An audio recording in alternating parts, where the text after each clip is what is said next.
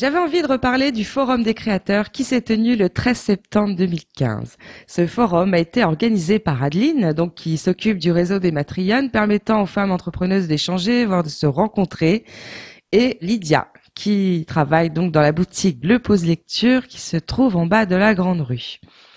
Quelques couacs sont survenus pendant ce forum. Premier, des absences de créateurs sans prévenir, donc des stands vides qui n'ont pas échappé aux visiteurs. C'est dire le manque de professionnalisme de certains commerçants. Je dirais que c'est assez révélateur de l'ambiance commerçante générale de Sens. D'ailleurs, je vais faire un petit aparté sur ces commerçants qui n'ont pas le sens du commerce à Sens. Un accueil peu chaleureux, pas de sourire, c'est plutôt l'heure de faire la tronche a priori. Et c'est clair qu'on sait tous que ça arrange les affaires. Lol, comme diraient les jeunes. Je ne parle même pas de ces commerçants qui vous assaillent, qui restent près de vous en attendant que vous achetiez quelque chose. Bon, il est évident que dans ces cas-là, vous partez, c'est logique. Le deuxième bémol de cette journée, c'est la fréquentation du forum. Alors, certains parlent du manque de communication de ce forum, d'autres évoquent le manque de diversité des stands. Et bien que cet événement peut être largement amélioré, il est clair qu'il rejoint la horde d'événements boudés par les Sénonais. Ce n'est pas une manifestation qui génère beaucoup d'éclats et qui soit à se rouler par terre, mais elle a le mérite d'exister et valait bien plus de curiosité de la part des habitants, à mon sens.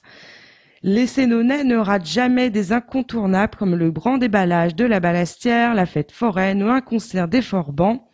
Et j'ai vu plus d'ambiance à la fête de la Saint-Fiacre qu'à n'importe quel concert de métal organisé à la Fabrique. Donc, on peut dire que le Sénonais a ses petites habitudes et qu'il est très nostalgique, mais la nouveauté, c'est bien aussi. Il faut faire honneur à ceux qui innovent et qui proposent, qui bougent, bref, jeter un œil, voire deux. Ce qui m'a marqué sur ce forum, c'est aussi le nombre de stands de bien-être à tendance ésotérique, parfois, voire carrément ésotérique. Je me serais cru à l'un de ces salons de la voyance de Paris, au caractère austère et concentré, rempli de gens qui veulent connaître leur avenir ou savoir si leur homme va revenir. Bref, amour, travail, argent, c'était là les questions posées sur le forum des créateurs. Je suis déjà, oui, allée à un salon de la voyance. D'ailleurs, je ne sais pas si que lui s'est déjà présenté à un de ces salons. Mais voilà, c'est une espèce de speed dating où les voyants médiums enchaînent les clients dans leurs petits isoloirs côte à côte. Bref, rien de fun. La sympathie a beau être au rendez-vous, on ne peut pas dire que ces activités soient de vrais bouts en train pour un forum et vraiment dans le thème de la création. En revanche, j'ai tout de même eu un petit coup de cœur. Le stand de l'artisan, donc Anne-Sophie Autier, qui présentait son travail sur cuir, des magnifiques pièces que tout le monde a adorées d'ailleurs.